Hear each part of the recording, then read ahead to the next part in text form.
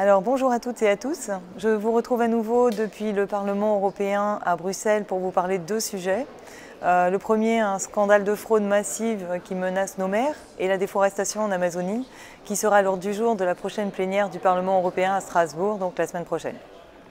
La semaine dernière, la Commission européenne est venue nous présenter une étude qui concerne la puissance des moteurs des bateaux de pêche. La politique commune de la pêche vise à éviter la surpêche et à préserver les stocks de pêche pour les années à venir. Elle est nécessaire pour préserver la biodiversité, mais aussi pour garantir que l'on pourra encore pêcher dans 5, 10, 15, 20 ans. En Méditerranée, le Parlement européen et les États membres ont décidé de ne pas imposer de quotas de pêche classiques contre l'avis des Verts et de la Commission européenne. Au lieu de cela, on limite le nombre de jours passés en mer en fonction de la puissance des moteurs des bateaux.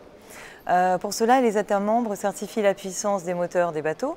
La principale conclusion de l'étude commandée par la Commission européenne, c'est qu'en fait, vous avez 51% des navires qui ont été contrôlés, qui fraudaient, et avaient un moteur plus puissant que celui autorisé. On a un deuxième problème aussi, c'est celui du moteur auxiliaire, qui en principe sert à faire revenir un bateau quand le moteur principal est en panne, mais je rebondirai là-dessus à la prochaine commission. Ça rend inefficaces les plans décidés au niveau européen et met en danger les stocks de poissons, pourtant déjà menacés par la surpêche en Méditerranée. La plupart des États ne vérifient pas les moteurs avant de les certifier. Il y a donc au minimum une négligence, au pire une complicité des États. Nous allons mener l'enquête et tout faire pour mettre en place des moyens efficaces pour protéger les mers et les océans. Cette semaine avait lieu ce que nous appelons une semaine de groupe, puisque nous n'avions pas de réunion de commission thématique, mais des réunions du groupe des Verts, auquel j'appartiens. L'objectif de ces réunions, c'est de préparer la séance plénière de Strasbourg.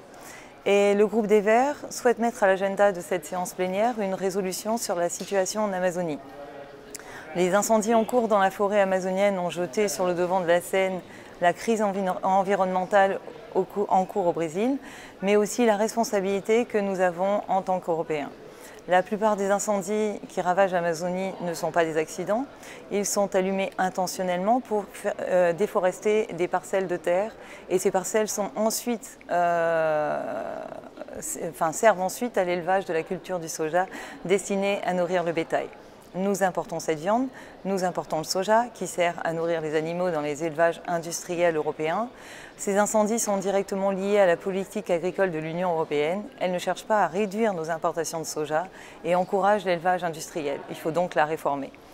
Alors que l'Union européenne devrait chercher à réduire ses importations pour limiter son rôle dans la déforestation, elle fait tout l'inverse.